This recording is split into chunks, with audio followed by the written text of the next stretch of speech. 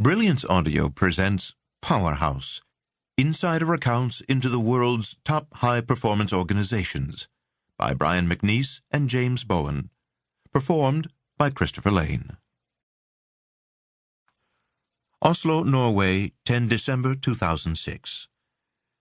The Norwegian capital City Hall is crammed with royalty, dignitaries, and world leaders as Mosammat Taslima Begum steps forward. She is joined on the stage by Dr. Muhammad Yunus, and, as board members of Grameen Bank, they are awarded the Nobel Peace Prize. Meanwhile, back in their native Bangladesh, millions are cheering as they huddle around television sets in their villages to watch the proceedings. These people have borrowed money from Grameen Bank to finance micro-enterprises, and see both Begum and Yunus as representing them in Oslo, too. As stakeholders in Grameen, they feel that they are being awarded the Nobel Peace Prize and are celebrating this as the greatest day of their lives. Grameen Bank was founded by Dr. Yunus, an economics professor from Dhaka, in 1976 as a vehicle to create a poverty-free world.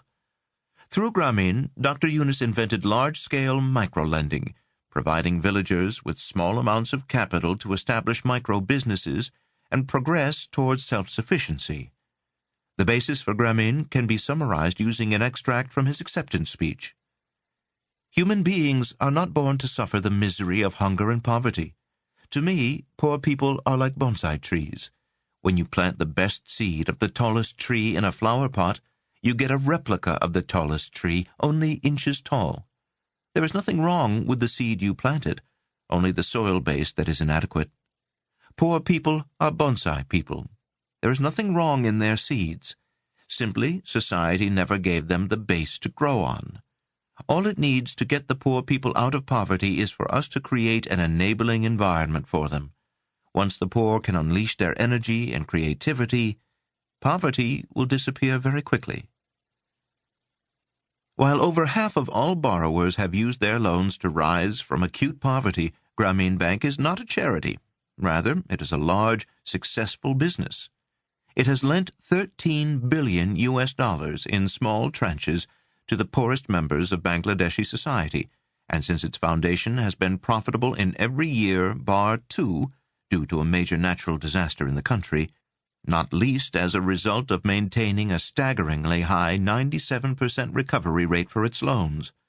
Its asset base is $23 billion and growing, and it maintains a workforce of over 22,000. Without question, Grameen Bank is a great example of a high-performance institution. Educating a nation.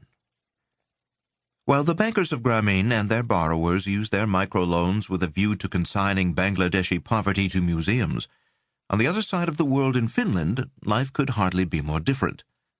There, the Finnish authorities have created the most equitable yet high-achieving school education system in the world.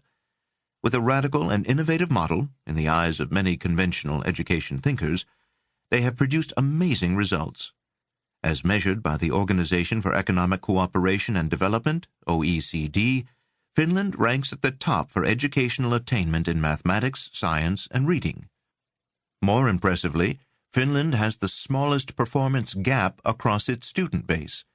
In other words, the difference in attainment between the best and worst performers in Finnish schools is smaller than anywhere else in the world.